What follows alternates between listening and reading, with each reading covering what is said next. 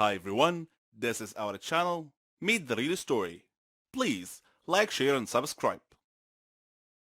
Let me be honest with you guys. I'm not a fan of first dates. I've only had a couple of good first dates, others are plain disasters. However, from time to time, I like to get on Tinder and swipe between pictures. Tinder dates always turn into funny stories, sometimes even spooky ones.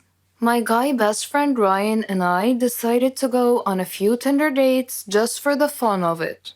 Before we went out, we would always agree on a safe word, and that word was hot dog. A text saying, "Hey, can you pick up some hot dogs on the way?" Or something along those lines basically meant, "Can you call me and pretend there's an emergency so I can get out of this situation without being rude?"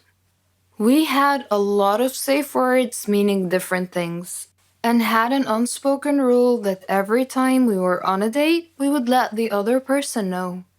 I met this guy called Brandon on the application. We had a few good chats and decided to go out for brunch. I called Ryan and I let him know that I'll be having brunch with this Brandon guy. I'm not a supermodel, but I'm a bit too picky when it comes to first date outfits. I dived into my closet and decided to wear a bright pink off shoulders blouse and a tiny little white skirt. And of course, my signature mermaid hue high heels. Brandon texted me saying he knows of a nice Italian restaurant. Despite the fact that we were going out for brunch, I somehow agreed to Italian. The guy comes to pick me up for our brunch date. He looks nice with lots of black on. He says he needs to make a stop along the way. I couldn't really seem to disagree. I mean, he clearly forgot to buy me flowers. So I say it's fine and he can make a stop along the way.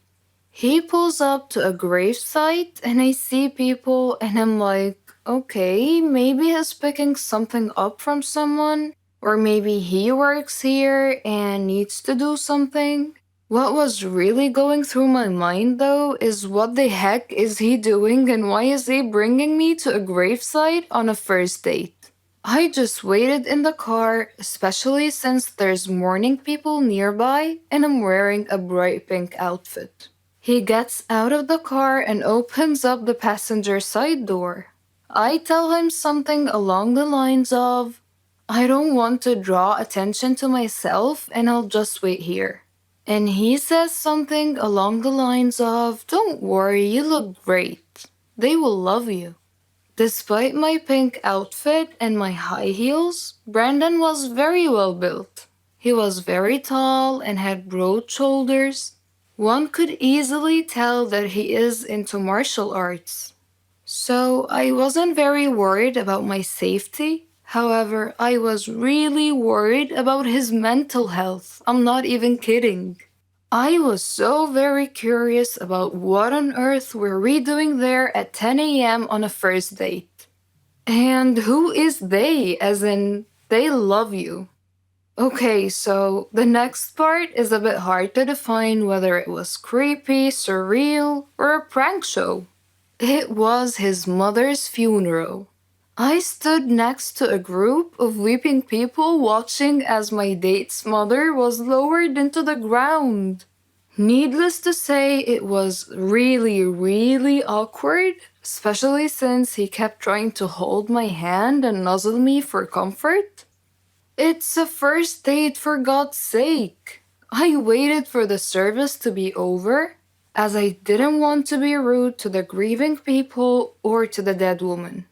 And then I texted Ryan, "Hot dog." So Ryan called me and pretended to be my landlord and told me that my apartment was flooded. I quickly apologized to Brandon and called an Uber. While I was waiting for my Uber to arrive, Brandon kept on holding my hand and literally begging me to stay a little bit longer. He also said we could still go out for brunch, but I politely said we could reschedule for another time. I think his cousins or something were standing too close. He told them that we've been dating for a few weeks and they should talk me into staying. I was so glad that my Uber finally arrived. I hopped inside the car like a freaking ninja. I called Ryan and asked him to come over. We stayed together, and honestly, I've never laughed as much as Ryan made me laugh that night. And guess what? Ryan and I realized we were actually in love a few weeks later. We gave up online dating and we've been together ever since. It all happened on my last holiday. It was a terrible experience. It was the worst holiday I have ever had. Me and my friend Renee, we decided to go to New Zealand. We were saving money for a very long time to go on this trip.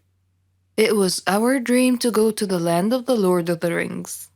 We had made reservations for flight at the end of July, and from that moment on, everything went wrong. It turned out that the flight was reserved for only one person, simply because a woman at the travel agency didn't understand us very well.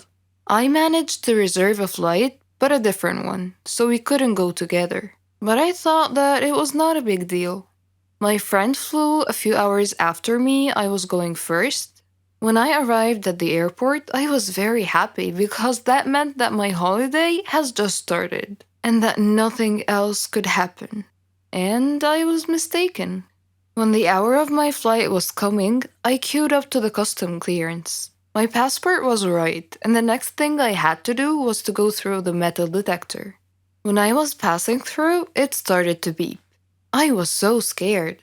I was taken aside immediately, and I felt like a thief. It was terrible. The custom officer had taken me to another room and she told me to undress. I tried to explain that I had a belly ring and maybe it was the cause of the beeping, but she didn't want to listen. I had to undress. They took my clothes somewhere else, and I was standing alone in the middle of the room. I was shocked and stressed. The woman came back after about 5 minutes, which seemed to be ages for me. She gave me back my clothes, but I was not allowed to put them on. She checked me one more time with a small metal detector, which was obviously beeping in front of my belly ring. Of course, the custom officials went through all of my things, but they didn't find anything. I was late for my flight, so I had to wait for another one. My friend was supposed to meet me at the airport, and it was me who should be waiting for her. She was terrified that I was not there, but fortunately she decided to wait. After that horrible flight, we met at the airport and we went to our hostel. It turned out that we expected something different, but it was not that bad, and we were too tired to look for something else. New Zealand is the most beautiful country I have ever seen, and we loved everything about it.